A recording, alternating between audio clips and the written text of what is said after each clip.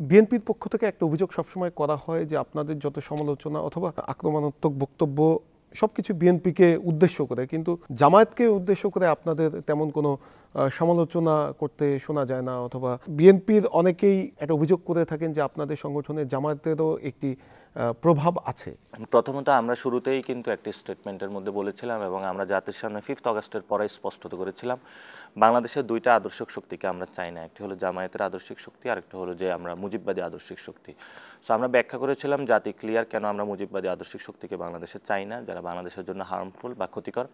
আর জামায়াতের যে শক্তিটা, আমরা কোনো ইসলামী খেলাফতের রাষ্ট্র চাই না এবং আমরা দিল্লির এক্সটেনশন কোনো ইসলাম হোক বা অন্য কোনো প্রসেসই হোক, কালচারাল হেজিমনির মধ্যে কোনোভাবেই আমরা চাই না। ফলত আমরা তাহলে সেখানে কি চাই সেটাও আমরা প্রপোজিশন মানুষকে দিয়েছিলাম। আমরা চাই এই জনমানুষের যে ইসলাম, এই প্রান্তিক মানুষের মাটির যে ইসলাম, সেটাকে আমরা চাই। যে মাটির ইসলামের মধ্যে সকালবেলা যখন আমি ছোটোবেলা ছিলাম, আমার দাদার কোরআন তালাওয়াতের মধ্যে দিয়ে আমার ঘুম ভাঙতো। বিকালে তুনিও যখন গরুর পাল নিয়ে মাঠ থেকে আসতেন, সেই মাঠের মধ্যে নামাজটা গামছার উপরে পড়ে কিন্তু আবার রাতে বাসায় ফিরতেন। সো এই ধরনের যে আমাদের মাটি মা মানুষের ইসলাম রয়েছে এবং ভাষা নিয়ে যে ইসলামটা চর্চা করেছেন এইখানে, যে এই বঙ্গীয় জনপদের যে ইসলামটা রয়েছে সেটা, এখন কেউ যদি এখানে কোথাও অন্য জায়গা থেকে ইম্পোর্টেড করে কোনো ইসলাম নিয়ে আসে, সেটার বিরুদ্ধে আমরা অতীতেও এই বিষয়টাতে ভোকাল ছিলাম, ভবিষ্যতেও থাকবো।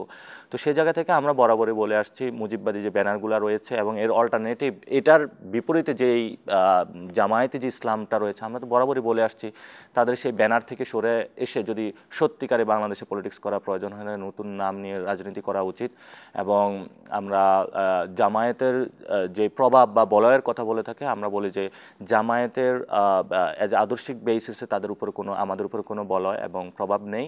আমরা বরাবরই বলে আসছি আমরা দায় দরদের রাজনীতি করি। আমরা এই জনপদের যে কালচার, সেই সিভিলাইজড একটি স্টেট চাই, যে সিভিলাইজড স্টেটের মধ্যে সব ধরনের মানুষ থাকবে এবং এখানে পাল, হিন্দু এবং অন্যান্য যেই জনগোষ্ঠী বা ধর্ম রয়েছে তাদের একটি ইসলাম এসে যে একটি মিক্সার ঘটিয়েছিল অভূতপূর্বভাবে, এখানে যে একটি শান্তিভূমি প্রতিষ্ঠিত হয়েছিল, সেই শান্তির জয়যাত্রাকে আমরা চাই। আমরা অন্য কোনো ধরনের ইসলামিক খেলাফত রাষ্ট্র বা এই বিষয়গুলো আমরা বরাবরই বলে আসছি যে আমরা এই ধরনের রাজনীতিটা করছি না।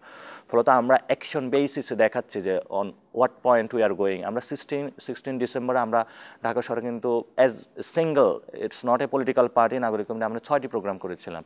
এর মধ্যে আমাদের একটি প্রোগ্রাম ছিল যে সোহরাওয়ার্দী উদ্যানে মোমবাতি প্রজ্বলন, যে মোমবাতির মধ্য দিয়ে আমরা 71 থেকে 24-এর যে ধারাবাহিক লড়াই, এটাকে কানেক্টিং ডটের মাধ্যমে আমরা করেছিলাম।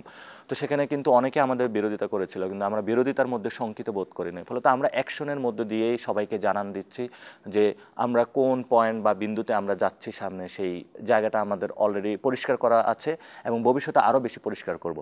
আর সেকেন্ড যেটা বলেছেন যে বিএনপির বিষয়টা, বিএনপিকে আমরা বলে থাকি যে বিএনপি এই গণ অভ্যুত্থানের শক্তি ছিল, তাদের যে কারেকশনগুলো করা দরকার সেই কারেকশনের জায়গাটা আমরা করে দিচ্ছি। কারণ আমরা শুরুতেই বলেছিলাম এজ এ পলিটিক্যাল পার্টি হিসেবে, যে কোনো পার্টি হোক, ইভেন কালকে ছাত্রদের যে পার্টি হবে, ওরাও যদি চাঁদাবাজি টেন্ডারবাজিতে কোনো জড়িত হওয়ার আশঙ্কা আমরা প্রকাশ করি, আমরা জাতীয় নাগরিক কমিটি এই বেসিসে কাজ করব অ্যাজ এ বাংলাদেশের গণ অভ্যুত্থানের ব্যানগার্ড হিসাবে।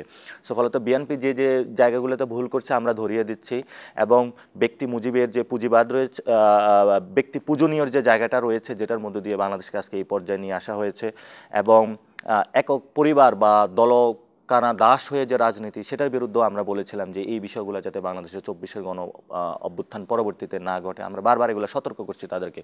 সো তাদের কাছে আহ্বান থাকবে যে আপনারা এগুলো পজিটিভলি নেন, কারণ আমরা তরুণ প্রজন্মের যে কথাগুলো সেগুলো আপনাদের কাছে পৌঁছে দিচ্ছি। অ্যাজ এ বিগ পার্টি হিসাবে আপনাদের অনেকগুলো রেসপন্সিবিলিটি রয়েছে এবং সেই সৈনিক এবং জনতার যে গণ অভ্যুত্থানের মধ্যে আমরা একজন রাষ্ট্রনায়ক পেয়েছিলাম জিয়াউর রহমান, তার যে আদর্শটা রয়েছে সেটাতে আমরা অনেক ব্যত্যয় ঘটতে দেখতে পাচ্ছি এবং অনেকে জিয়ার শিল্ড নিয়ে বিভিন্ন চাঁদাবাজি টেন্ডারবাজিতে জড়িত হচ্ছিল। ফলত এজ এ সিঙ্গেল পার্টি আকারে তারা কিন্তু এই বিষয়গুলো বলতে পারছে না, কিন্তু আমরা আমাদের দায়িত্বের বোধের জায়গা থেকে এই বিষয়গুলো আমাদের বলতে হচ্ছে এবং এগুলো অনেকেই অ্যাজ এ বিএনপি অ্যাগেনস্ট হিসাবে দেখানোর চেষ্টা করছে। কিন্তু আমরা বরাবর বলে থাকি বাংলাদেশে কোনো দল বা কোনো কিছুর বিরুদ্ধে আমরা অ্যাগেনস্ট বা কোনো এটার আধার অন্য কোনো কিছু এই ধরনের পলিটিক্সে আমরা নাই।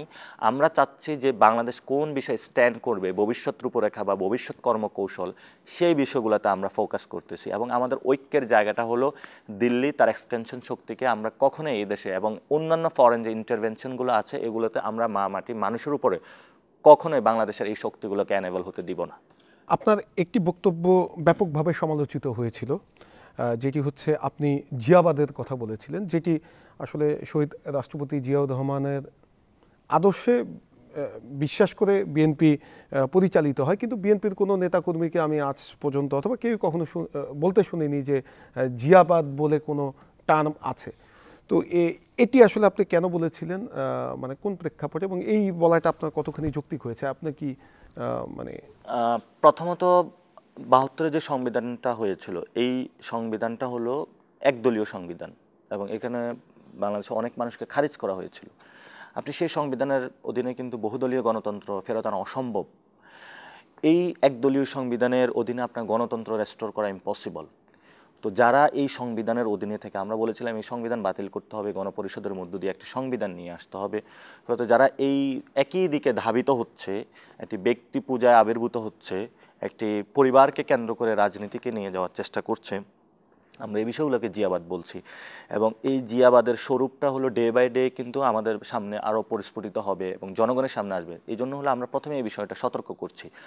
আপনার গত 15 বছরে মুজিববাদ নামে যে একটা বিষয় ছিল, সেই বিষয়টা ফেসিস্ট আকারে হয়ে উঠেছে। এখন অনেকেই বলে থাকে যে বাংলাদেশে শেখ মুজিব বা তার ফ্যামিলি বা তার যারা ফলোয়ার রয়েছিল, শেখ মুজিব নিজেও মুজিববাদের ঘোষণা দিয়েছিলেন, জিয়া তো কখনো জিয়াবাদের ঘোষণা দেননি। না, আমরা আশঙ্কা প্রকাশ করছি যে তার বক্তবৃন্দ সেই বিষয়টা হলো তা অলরেডি এই প্রসেসে এগোচ্ছে।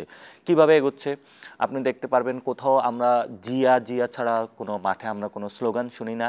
জিয়া আপনাদের স্পিরিটের জায়গাটা তো হতে পারে, কিন্তু জনগণকে আমরা মনে করি যে সামনে আসা উচিত। কোনো ব্যক্তি অথবা কোনো দলীয় প্রধানকে প্রাইম না করে জনগণকে যদি কালেকটিভ আকারে আমরা হাজির না করতে পারি, তাহলে আমাদের যে ঐতিহাসিক লড়াইটা রয়েছে, এই লড়াইটা আবার পিছনে চলে যাবে।